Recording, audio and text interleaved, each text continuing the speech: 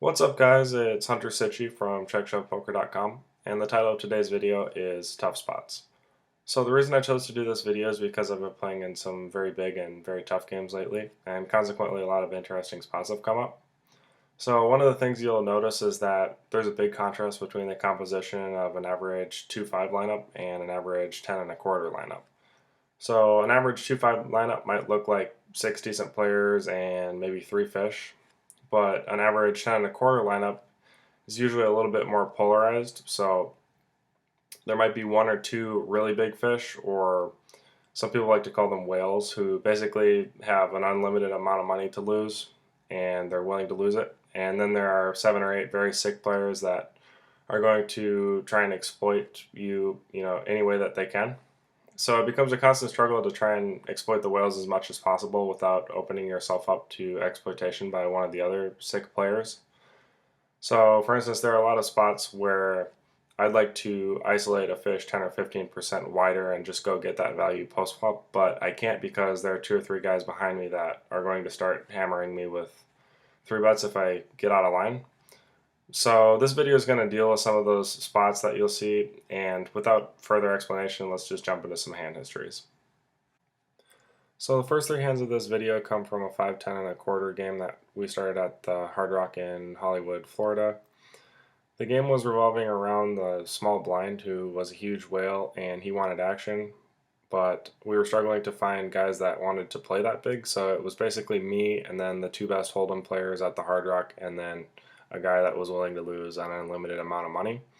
So there are a couple strategic differences between this game and like a regular full ring game. So first of all, the button is in complete control because he gets absolute position on every street, and it's basically like button versus 3 guys out of position. So who can defend the best and end up winning more than the blind that they're posting. And then the button basically opens the same range, and he's just more likely to get resistance, and it's also more likely to go multi-way. But at the same time, there's still a ton of value in being in position. So you're not necessarily trying to end the hand pre-flop. Although when I raise ace-2 suited, I'd be totally fine with just taking down 40 bucks. So in this hand, I raise to 75 on the button. This is totally standard, especially when I'm this deep. The small blind folds, so that's disappointing because he's the guy that I'm trying to get action from here. Then the big blind 3 bets to 275 and the startup folds. So it's back to me. And the first thing I notice is his sizing. So it's slightly larger than a normal size. I think a normal size would be like 225 here, but since we're so deep, he can afford to go a little bit bigger and try and either end the hand or make the SPR smaller so that his decisions are a little bit easier. I don't really like 3-betting out of position that much when you're this deep because I can peel with a ton of stuff, especially if it's suited or connected, and just put him in a lot of really difficult spots. But at the same time, it's also really hard for him to flat from the second biggest blind because he leaves himself exposed to the biggest blind, who can squeeze and just destroy his equity. So it's really a toss-up between 3-betting and flatting for him, and then he also really needs to know how I'm going to react to what he's doing. So since we had just started this game, I really felt like he was just going to defend a little bit too often and try and send a message to me to stop raising so much on the button, because he doesn't really want to be defending against me. He'd prefer to get most of his action from the small blind. And in other videos, I've also discussed that if you're going to be using a balanced 4-betting range, you should probably include small suited aces like ace-2 through ace-5 suited, because first of all, they have that ace blocker value. They also have the suitedness, which allows you to fire 3 streets if you flop something big, and they also have that connectedness. So additionally, the kicker, which is usually going to be a deuce through a 5, doesn't have a ton of showdown value if you flat and flop that card. So overall, it's just a great hand to include in your 4-betting range, especially in position. The great part about 4-betting in position is that my opponent can't peel as often, even if I go with a really small size like I did. I chose to 4-bet to 625. He can't peel as often, even though he's getting a great price, and it's because he's out of position. So he's not going to be able to realize as much of his equity. So, for instance, if he 3-bet with a hand like 6-5 suited, and I go with a small size like this, he can try and peel, but that hand doesn't have nearly as much value because he won't be able to see as many turns and rivers, and I also get to dictate how often I check back the turn. So his positional disadvantage kind of ruins his equity, and because of that, I can use a smaller size like this to 625. Now, another thing to notice is that if he wants to 5-bet, he's going to put himself in a very difficult spot because he can try and use a normal size like 1500, but he's going to end up putting about a third of his stack in pre-flop. So there aren't a lot of hands in his 3-betting range that he can 5-bet and then fold with. So I kind of handcuff him by using the size. And additionally, if he wants to go with a smaller size and click it back to like 1150, I can still peel with a lot of the hands that I would be 4-bet bluffing with, and I can also make his life difficult by flatting the rest of my range, so aces, kings, and queens, and ace, king here, to kind of protect the rest of my range that I would be flatting with since I'm getting such a good price. So overall, like this is the thought process going into the situation here, and it seems like I'm just going way too far in depth here, but this is really what games break down to when, you know, it's you, two other really good guys, and then, you know, one fish that the game kind of revolves around. So he ends up folding, and I'm happy with my thought process here. So this is a very similar situation, except now I'm out of position. This is 2 rounds later, and the fish has switched positions at the table with one of the other players, so now he's in the straddle. Button folds, I raise to 100 because I'm out of position and I'd like to either end the hand early or make the SPR smaller. And I'd also like to get action from the fish in the straddle. And it's the big blind's responsibility to partially impede me from getting all that action. So he's going to have a decent 3-bet percentage here.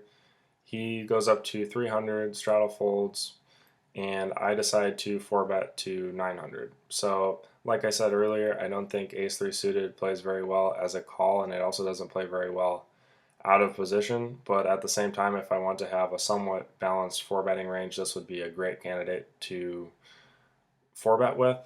And you also notice my sizing, it's a little bit bigger than the last hand. That's because I'm out of position, and it's also because stacks are really deep. So I'm targeting 1/6 of his stack to kind of prevent him from having any good raise sizes. So he can't really go to like 1800 here because he's just committing too much of his stack. A shove is too big, and clicking it back doesn't really accomplish anything. So he's kind of forced into flatting with the majority of his range, which he decides to do. He calls the extra 600, and the flop comes 10-9-6 with 1 heart. So in other videos, I've spoken about how following through when you flop a backdoor flush draw is very important, but this is a very specific flop where I don't think that's correct because I feel like the big blind is going to be 3-betting a lot of suited connected hands and then also peeling my 4-bet with them. So for instance, if he had king, queen, queen, jack, jack 10, 10, 9, 9, 8, 8, 7, 7, 6, or 6, 5 suited, I think he's peeling with all of those, and that range of hands smashes that board. At the same time, since he doesn't have any good raise sizes pre, I think he would also flat with his combinations of aces, kings, and queens here. So altogether, I'm not generating a ton of fold equity. The only folds I'm getting are from hands like ace, king, and ace, queen, but I block some of those combinations with my ace.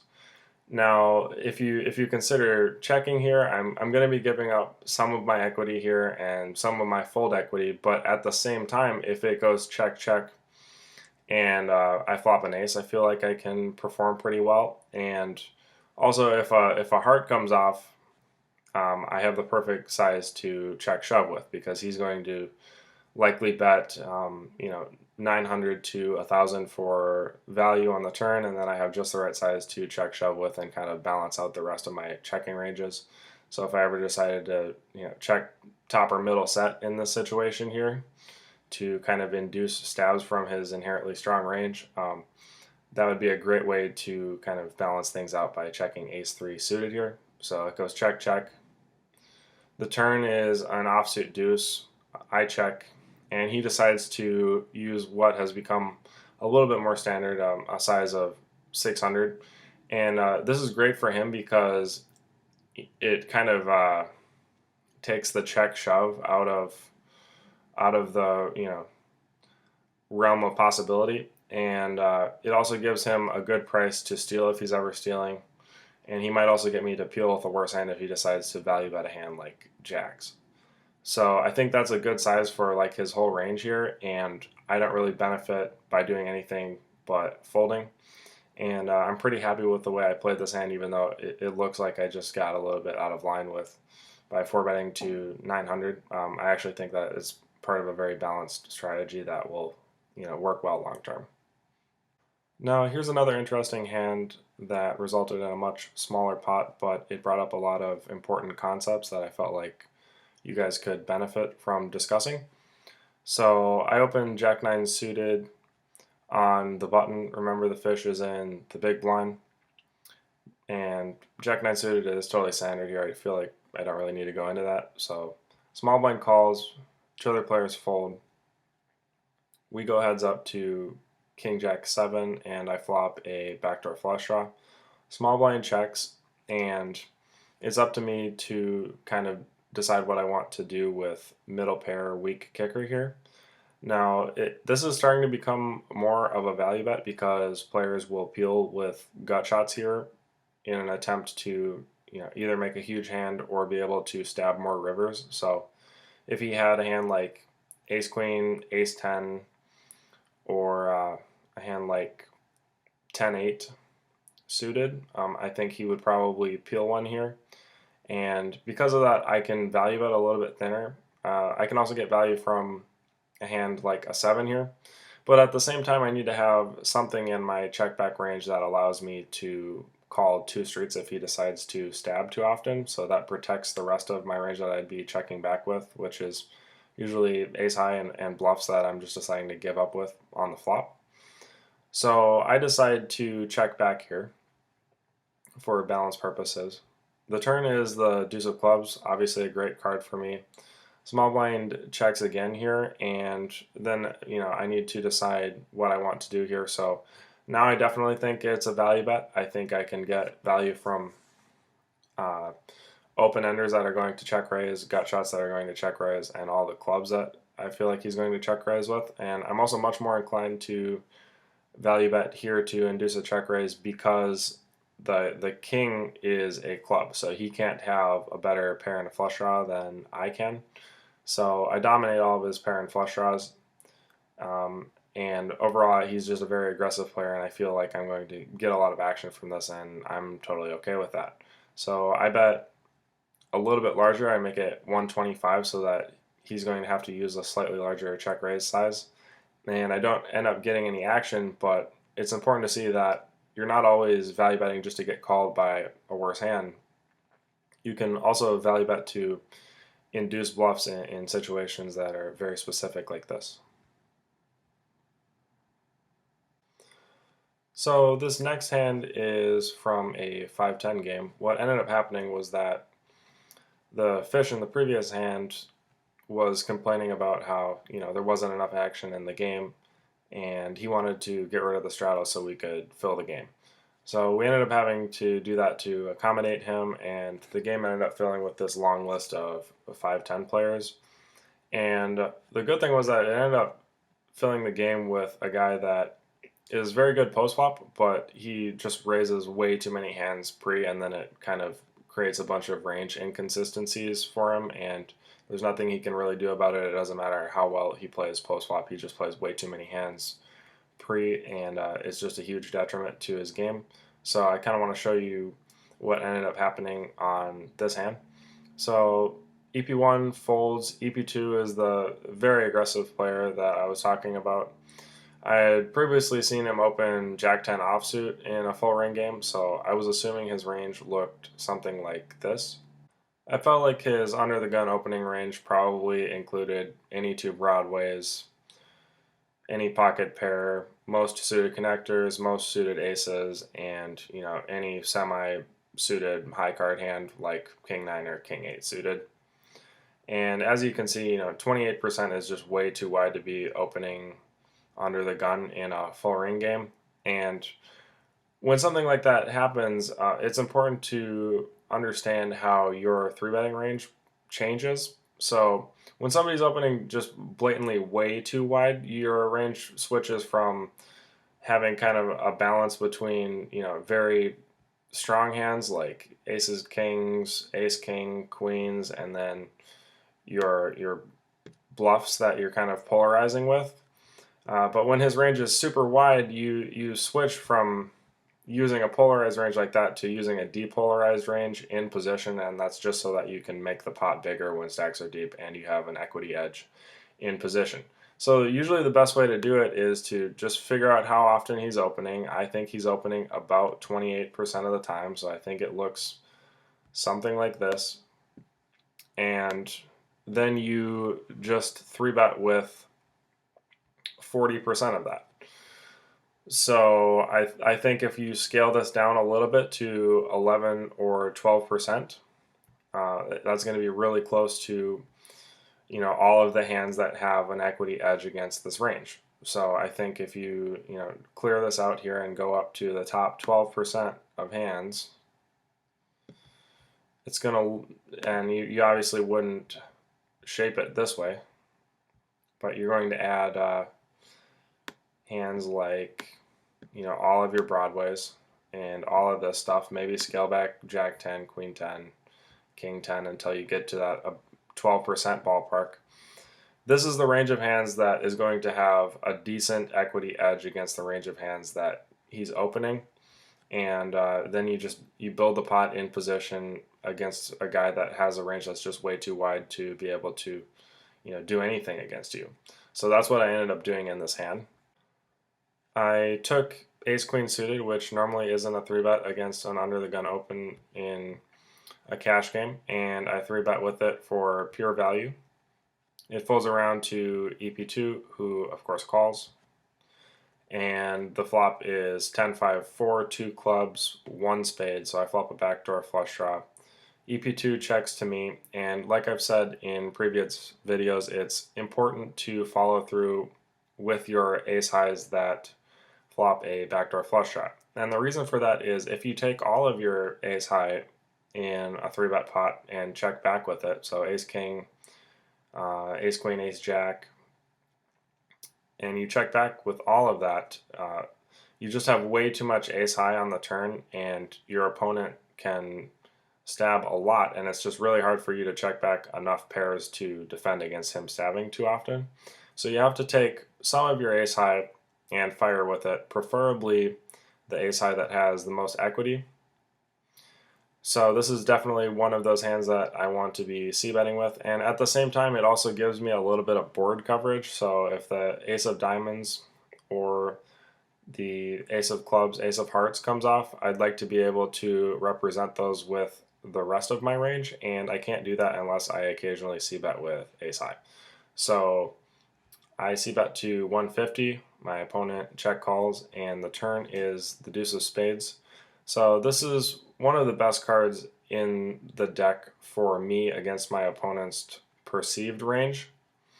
And then he does something that you won't see a lot in a cash game. He leads for 450 here.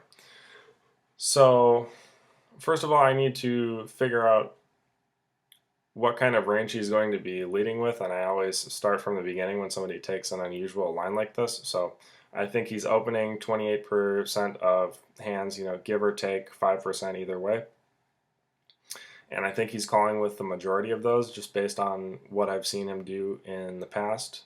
So on the flop, I think he's probably going to be check calling with, any pair, any flush draw, any gut shot, any overcards with a backdoor flush draw. And then, what part of that is he going to lead the turn with here? So I think he might lead with very strong hands like top set, middle set, bottom set. He might peel often enough that he could have a set of deuces here. I don't know exactly, how often he's going to be doing that. I also think he can have a hand like 5-4 suited here, but at the same time, he might also lead with hands like 6-5 suited or 4-3 suited, if those are in his range, to just kind of give himself some, semi bluffs on the turn here. So the other thing is that there's two flush draws on the board, so he has a lot more options in terms of flush draw on a gut shot or flush draw on an overcard that he can lead with.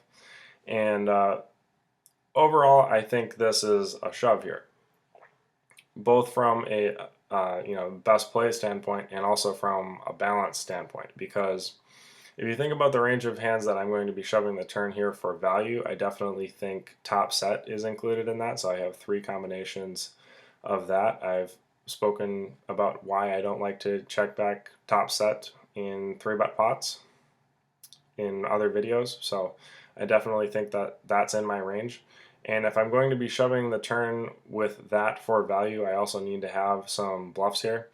And I think the best candidates to do that with would be ace king and ace queen of clubs, and then also ace king and ace queen of spades here. So I'm going to have 6 overcards, a gut shot, and the nut flush draw for all of those combinations, and I'm very rarely going to run into a hand where my pair outs aren't good. And then if you break down the math here, like I will over here in FPP Pro, you see that if I enter how much I push, which is 1725, my estimated equity, which I estimate to be 23%, the pot size, which is 1,015, and the bet I'm facing of 450. If I hit calculate, I end up finding out that I only need my opponent to fold 44% of the time to break even here. So now some of you might be wondering how I ended up getting 23% as my estimated equity here, and I'll go back to Flopzilla and show you how I got that. So I just entered my hand in the dead cards, I entered the board, and then I just gave myself a worst case scenario here. So if he's calling with hands like 4 sets and then the one combination of a flop 2 pair that he could have, I just go look at my the equity of my hand here, and it ends up being 23%. Now, why am I not calculating it for what he could actually be calling with? I just want to know what the bare minimum is if it's a worst case scenario. So this actually gives me a little bit of a profit buffer going forward in the hand. So what actually ended up happening was I shoved, he snapped, we ran it twice, and I bricked both boards. The second river was a 10, and then my opponent just tabled 5 deuce suited. So my estimation of what he was opening with pre-flop was actually quite a bit off. He's opening even more than I anticipated, and that just makes my explanation of why you should depolarize with those broadways even more valid in this situation.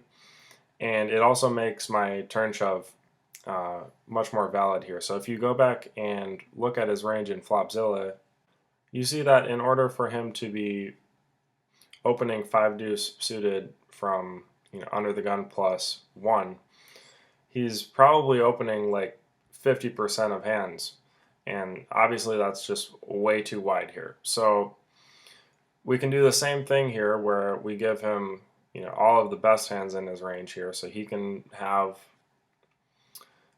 top set, middle set, bottom set, perhaps a set of deuces. He can have 5-4 suited, and I think he can also have hands like perhaps 6-3 suited, and of course 5 deuce suited. I'm not sure if he has 4 deuce suited. Sure, okay, I can go ahead and give him that. So he has all of these here. I already clicked the tabbed button so I can see the total number of combos that he has that are just crushing me here. So I think it's like 23. And then I can, also include hands that I would normally never be able to include in his range here. So I can add 5-3, which is a pair and an open ender. I can add 4-3, same thing. I can add, let's say, 6-7 suited, or even 6-5 suited. And I can add a ton of flush draw combos. So I can take pretty much any of these that don't match, that don't have a card that matches the board, and filter these to end up being flush draws with some sort of other equity, either high card or gut shot. So people that would like to argue that calling this turn is a better option are, they're ignoring how much equity that I'm giving my opponent. So if he has the other flush draw like clubs, or even if he just has a pair and a gut shot, a pair and an open ender, he still has a ton of equity against my hand, and I'd either like him to call it off with a worse hand, or I'd like him to fold all of that equity against me. And it's really not that hard for me to come up with an extra, what do I need? I need him to fold about 40% of the time, so I need to come up with like 17 more combinations of hands that I can get him to fold on the turn. And I can come up with that right away just by adding 4-3, 5-3, 6-5, 6-4, and 7-6. So if he adds anything else, then my shove is just like a slam dunk profit, and it's way better than calling the 450 on the turn and leaving myself exposed to a river bluff if he decides to follow through on all the cards that I don't make a flush, a straight, or top pair with. Now that's of course assuming that he isn't going to call it off with a hand like 4-3 suited or 5-3 suited, unless it has a flush draw to go with it, because he would be getting 2-1, and he would have about 33% equity to win against my perceived range. So if I'm bluffing enough of the time, he's breaking even, and if I'm not bluffing enough of the time, he's just getting crushed. Other considerations that could go into this hand: he might check call flop and lead the turn with an overpair. One thing to consider is that ace-queen blocks half of the combinations of aces and half of the combinations of queens that he could have, so his total number of available overpairs here would be reduced from 24 to 18. And if you're going to add hands like that, you also need to add at least some tens to his range here. So you can end up adding a tremendous amount of combinations to his turn leading range, and only 4 of those would be able to realistically call it off here against what he should perceive my range to be, and that would be top pair with spades. And it's not even possible for ace 10 and queen 10 because I have the ace of spades and queen of spades in my hand, so it's actually only 2 combinations. So even if he is calling it off a ton and he has a lot of hands in his range that are crushing me, this is still a really close shove. And just in terms of balance, so being able to shove top set here and still get action, or being able to shove kings here and still get action, I think that this is a great balancing play, and overall I'm happy with my thought process. I'm of course not happy with losing 200 big blinds on a hand, but overall I think I thought the situation out well and played well against his overall range. So that wraps up my video on tough spots. I hope you guys learned a few things on developing ranges against very good players and trying to stay balanced, and at the same time looking for ways to exploit the poor players at your table. So again, I'm Hunter Sitchy from CheckShowPoker.com. Make sure that you run good, have fun, and constantly look for ways to improve.